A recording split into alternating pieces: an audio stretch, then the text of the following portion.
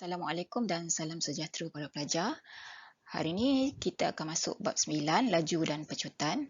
Standard pembelajaran kali ini ialah 9.1.1 iaitu menerangkan maksud laju sebagai suatu kadar yang melibatkan jarak dan masa, dan 9.1.2 memberi hal perbezaan antara laju seragam dan laju tak seragam.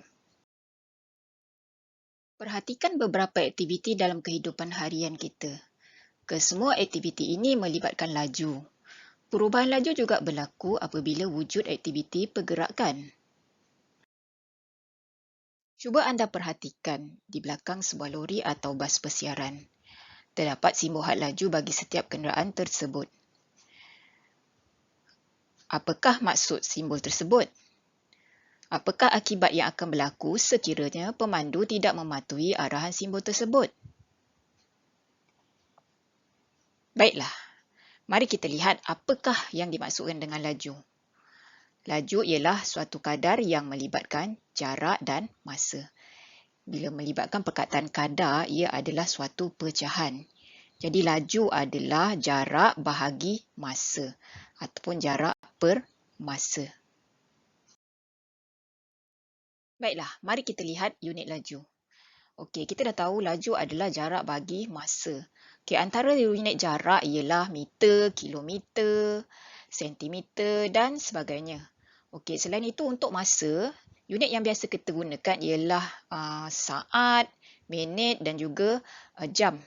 Okey, jadi bila kita nak tuliskan unit laju, meter untuk jarak per saat. Okey, meter bahagi saat ataupun kita boleh tuliskan sebagai meter per saat kuasa negatif 1. Selain itu, kita ada juga unit laju yang lain seperti kilometer per jam. Okey, kalau kita dapat kilometer per jam ni, kita boleh tuliskan dalam bentuk kuasa. Kilometer per jam kuasa negatif 1.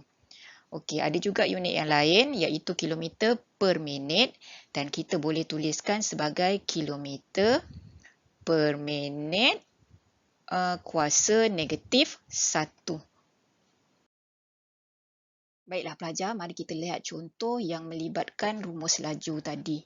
Okey, Maria berjalan sejauh 200 meter ke kedai runcit dalam masa 4 minit. Okey, rumus laju saya dah berikan di awal tadi iaitu jarak bahagi masa. Okey, kita lihat daripada soalan yang diberi tadi. Okey, yang manakah jaraknya? Ya, 200 meter adalah jarak. Okey, kemudian masa. Okey, apakah masanya? Masanya adalah 4 minit. Jadi kita gantikan dalam rumus yang telah diberikan ini. Laju sama dengan 200 meter untuk jarak bahagi dengan masanya 4 minit. Dan kita selesaikan. Dan bila dikira menggunakan kalkulator, kita dapat 50 meter per minit. Okey, per awak buatkan simbol palang sebegini rupa. Awak boleh juga tulis jawapan ini menjadi 50 meter minit kuasa negatif 1.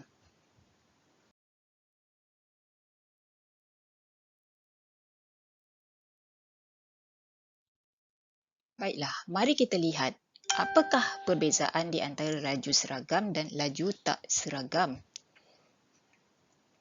Perhatikan rajah pergerakan guli di bawah. Sebiji guli A dan sebiji guli B digolekkan di atas meja.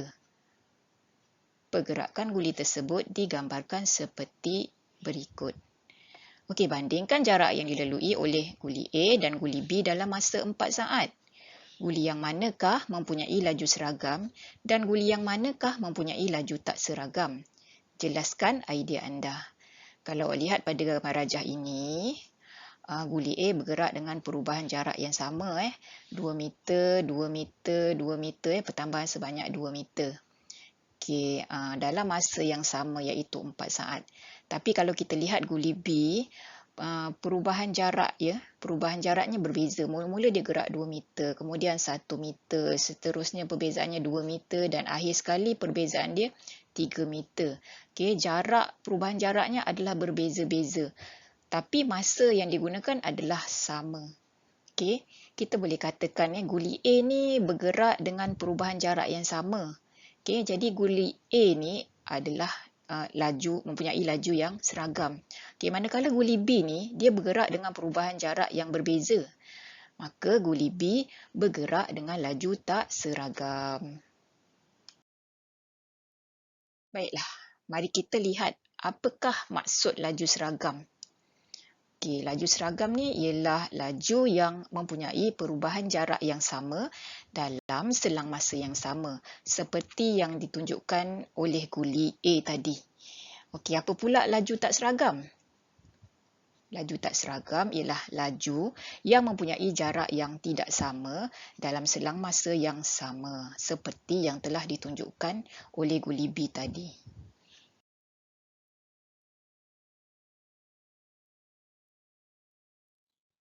Baiklah pelajar, untuk lebih jelas mari kita lihat contoh yang berkaitan dengan laju seragam dan laju tak seragam ini.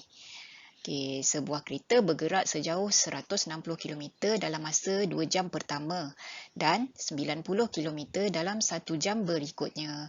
Tentukan sama ada ia mempunyai laju seragam atau tidak. Okey, jadi kita kena kira laju untuk yang pertama dan laju yang kedua secara berasingan. Okey, kita gunakan rumus laju iaitu jarak bahagi masa. Okey, untuk maklumat yang pertama, laju dia, jaraknya ialah 160 km. Okey, kemudian masanya 2 jam. Okey, jadi kita tuliskan laju bagi 2 jam pertama ialah jarak bagi masa 160 km bahagi dengan 2 jam. Okey, dan kita kira akan dapat 80 km per jam. Okey, itu laju untuk 2 jam pertama. Okey, kemudian kita kena kira untuk laju yang berikutnya lah, 1 jam berikutnya. Okey, macam mana nak kira laju 1 jam berikutnya? Rumus masih sama, jarak bagi masa. Okey, jaraknya berapa kat sini? Ya, 90 km. Kemudian masanya 1 jam. Okey, kita gantikan dalam rumus 90 km bagi 1 jam. Okey, dan kita akan dapat jawapan 90 km per jam. Okey, laju yang awal 80 km per jam. Okey, laju 1 jam yang berikutnya 90 km per jam. Okey, nilainya tak sama kan? Okey, mula 80, lepas tu 90. Okey, disebabkan nilai lajunya tak sama, maka laju kereta itu adalah tidak seragam. Okey, andainya awak dapat soalan, kita kira laju yang pertama dengan laju yang kedua sama, maka kita boleh simpulkan laju ialah seragam.